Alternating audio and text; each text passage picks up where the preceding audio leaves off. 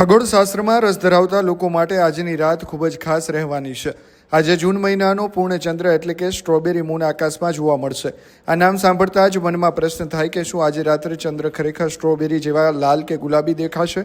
પરંતુ વાસ્તવિકતા કંઈક અલગ છે. જો તમે એવું વિચારતા હોવ કે આજે ચંદ્રનો રંગ બદલાશે તો તમને જણાવી દઈએ કે એવું બિલકુલ નથી.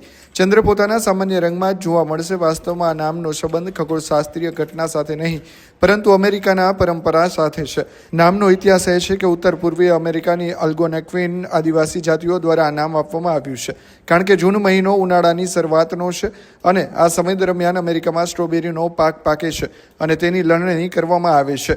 આ પાકની મોસમના આધારે જે જૂનની પૂર્ણિમાને સ્ટ્રોબેરી મૂન નામ આપવામાં આવ્યું છે. આ વર્ષનો સ્ટ્રોબેરી મૂન એક અન્ય વૈજ્ઞાનિક કારણસર પણ ખૂબ ખાસ છે. તાજેતરમાં જ 21 જૂને ઉનાળાનો અયનકાળ વર્ષનો સૌથી લાંબો દિવસ ગયો છે. આ ભૌગોલિક ઘટનાને કારણે આજે રાત્રે ચંદ્ર આકાશમાં ઘણો નીચો અને દક્ષિણ સ્થિતિનો એકદમ નજીક દેખાશે, જે જોવામાં ખૂબ જ અદ્ભુત લાગશે. ભારતીય સમય અનુસાર ચંદ્ર 30 જૂનની વહેલી સવારે 5:27 વાગે તેની સંપૂર્ણ તેજસ્વીતા પર હશે. જોકે તમે તેને 29 જૂનની સાંજે સૂર્યાસ્ત પછી ચંદ્રોદય થતાં જ નરી આંખે જોઈ શકશો. આ સુંદર નજારાનો પૂરો આનંદ માણવા માટે શહેરની ઝાકમઝાળ અને લાઇટોથી દૂર કોઈ ખુલ્લી જગ્યા અથવા આગાસી પર જાઓ અને દક્ષિણ સ્થિતિ તરફથી નજર કરો. આ અદ્ભુત દ્રશ્ય જોવા માટે કોઈ ખાસ ટેલિસ્કોપની જરૂર નથી.